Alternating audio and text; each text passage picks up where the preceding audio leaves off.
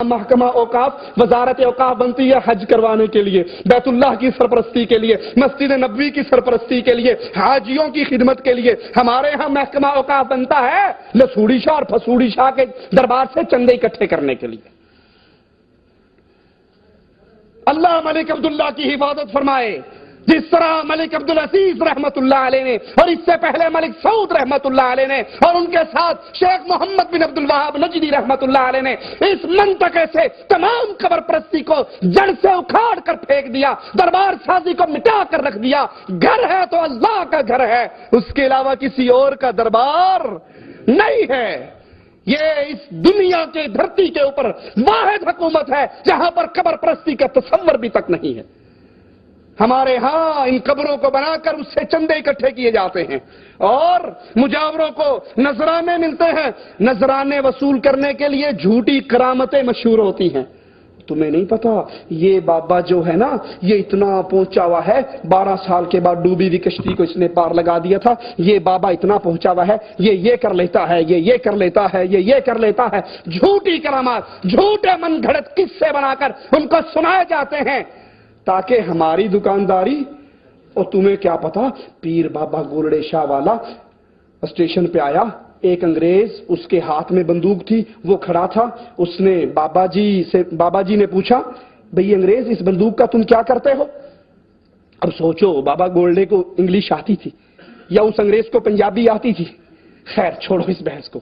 اس نے کہا آپ کو نہیں پتا، اس نے گن کے اندر گولی ڈالی، چھرا ڈالا، اوپر پرندہ بیٹھا تھا، اس کا نشانہ لیا، مارا، وہ ٹک سے آ کر نیچے گرا اور نیچے گرتے ہی مر گیا۔ اب انگریز نے دیکھا بابا گولڈے کے ہاتھ میں تسبیح تھی، اس نے کہا بابا جی اس تسبیح سے آپ کیا کرتے ہو؟ جھوٹی من گھڑت کہانیاں تاکہ شرک کا دھندا چلتا رہے۔ آپ کیا کرتے ہو؟ اس نے کہا بتاؤں کیا کرتا ہوں؟ کہا بتاؤ۔ اس پرندے کے اوپر رکھا، پڑنے کے بعد وہ اڈاڑی مار کے پھر چلا گیا۔ یہ موت و حیات تو اللہ کے اختیار میں ہے، جو ان مجاوروں نے جھوٹی کرامات اور قصے اور کہانیاں بنا کر ان بزرگوں کے نام پر مشہور کر دیے۔ اور یہ قبروں پہ بیٹھنے والے مجاور ویسے ہی ہیں جیسے کفار مکہ کے بتوں پر مجاور بیٹھا کرتے تھے۔ لوگ درباروں کو دیکھ کر صاحب قبر کے لیے سجدے کرتے ہیں، رکوع کرتے ہیں، اور یہ عمل امت کے اجماع کے ساتھ کفر ہے۔ ان درباروں کے پاس کھڑے ہو کر دعا کرتے ہیں، اس قبر والوں کا وسیلہ دیتے ہیں، اپنی آل اولاد۔ آپ نے سنا نا اس نے کنیز دربار کے نام پہ ہبا کر دی، ہمارے ہاں بچے ہبا کر دیے جاتے ہیں، کنیزیں ہبا ہوتی ہیں، مال ہبا ہوتا ہے ان درباروں کے نام پر۔ مزار میں مدفون بزرگ کی ہیبت دل میں اتنی ہوتی ہے، چور چوری کر لے اور واقعی چور ہو، اسے کہو تم مسجد میں آؤ، اللہ کی قسم اٹھاؤ یا قرآن پہ حلف دو کہ تم نے چوری نہیں کی، وہ کہے گا بالکل چلو میں ابھی قسم اٹھاتا ہوں واللہ میں نے چوری نہیں کی، قرآن بھی اٹھا لے گا، ہے چور۔ اور اسے کو اچھا ٹھیک ہے تو نے قسم اٹھا لی، ہمیں مسجد میں قسم نہیں چاہیے، ہمارے ساتھ چلو بابا اجمیر کے دربار کی کنڈی کھول دو۔ وہ کھول دے گا؟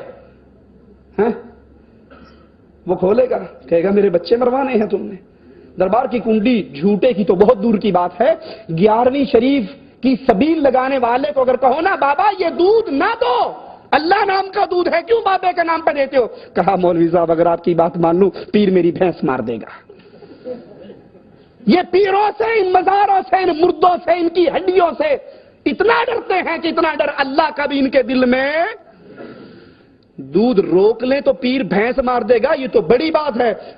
سارا سال دودھ میں پانی ڈال ڈال کے بیچیں گے، بلکہ غلط کہہ دیا، پانی میں دودھ ڈال کر بیچیں گے، پانی میں دودھ ڈال کر بیچیں گے، اور جب عرس کا دن آئے گا تو بھینس کے تھنوں سے خالص نکال کر بابے کی نظر کر دیں گے۔ اللہ سے نہیں ڈرتے، ان مردوں کا ڈر ہے۔ ان مداروں پر کھڑے ہو کر صاحب قبر سے اپنی مصیبتیں دور کرواتے ہیں، اپنے مسائل حل کرواتے ہیں، مانگتے ہیں، اپنے پاس سے نہیں کہہ رہا۔ یہی ملفوظات اعلیٰ حضرت احمد رضا خاں بریلوی صاحب کی صفحہ اس کا 266 ہے۔ 266 پر خواجہ اجمیری کے ایک مرید کے بارے میں کہتا ہے، وہ قبر پہ آیا، ایک فقیر سوٹا لے کر روزہ شریف کا طواف کر رہا ہو۔ یہ طواف کس کا ہوتا ہے مسلمانوں؟ بیت اللہ شریف کا۔ لیکن احمد رضا خاں بریلوی صاحب اپنی کتاب میں لکھتے ہیں کہ قبر کا طواف کر رہا سوٹا لے کر اور آواز لگا رہا، خواجہ غریب الدین، خواجہ معین الدین چشتی، 5 روپے لوں گا۔ دیکھو کتنے دھڑلے سے مانگتا ہے، 5 روپے لوں گا۔ 1 گھنٹے میں لوں گا، ایک ہی آدمی سے لوں گا. یہ فقیر نہیں ہے، یہ جگہ ٹیکس لے رہا ہے. فقیر تو کہتا ہے بھائی بھلی ہو جو دے اس کا بھی بھلا، جو نہ دے اس کا ہی بھلا. یہ تو ڈنڈا دے کے لے رہا ہے، کہتا ہے 5 روپے لوں گا، 1 گھنٹے میں لوں گا، ایک آدمی سے لوں گا. کہا جب گھنٹہ گزر گیا اور کسی نے نہیں دیا، ایک وہابی وہاں بیٹھا ہوا تھا، اس کو خیال آیا کہ گھنٹہ گزر گیا کسی نے دیا نہیں. اس نے جیب میں سے 5 روپے نکالے اور کہا بے وقوف، جب مانگنا ہو اللہ سے مانگا کرو، یہ مردے کیا دیتے ہیں. 5 روپے لے کے جیب میں ڈالے اور کہا واہ خواجہ واہ، دینے پر بھی آیا تو کس نامراد مردود خبیث سے لے کر دیے.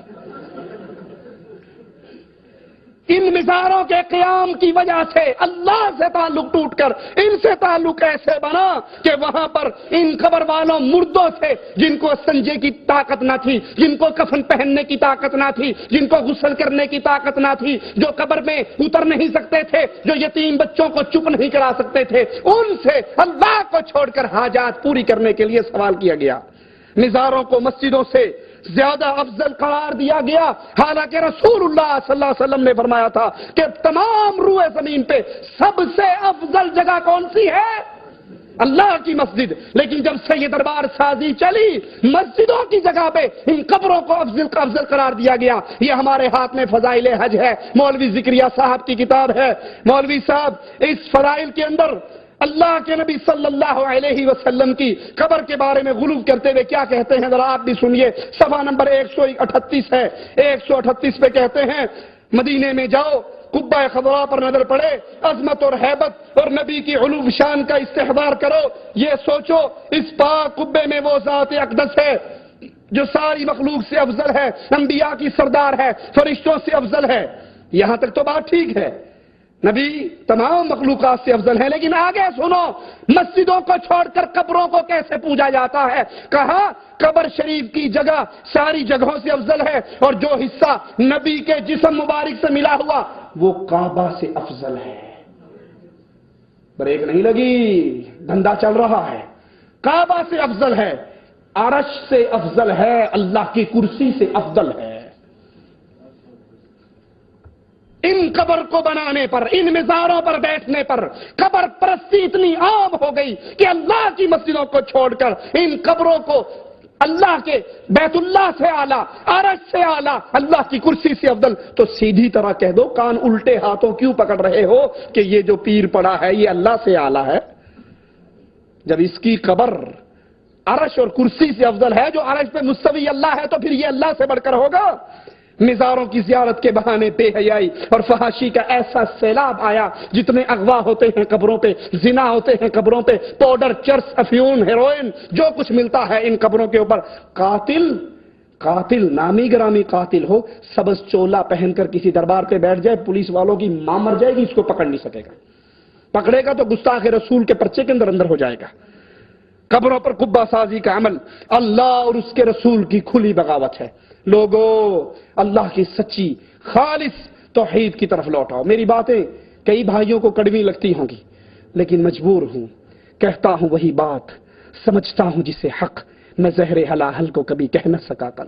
کیسے کہہ دوں کہ یہ قبر پرستی دین اور اسلام ہے؟ آپ لگے رہو. یہ جہنم کا دروازہ ہے، یہ آخرت کی بربادی ہے، یہ دنیا کی بربادی ہے. یاد کر لو. آخری بات کہہ کے بات ختم کرتا ہوں. اگر کسی کی قبر پہ میلے لگانا، کسی کی قبر پہ سجدہ کرنا، کسی کی قبر کا طواف کرنا، کسی کی قبر کی خاک چاٹنا، کسی کی قبر پہ دیا جلانا، کسی کی قبر پہ چادر چڑھانا،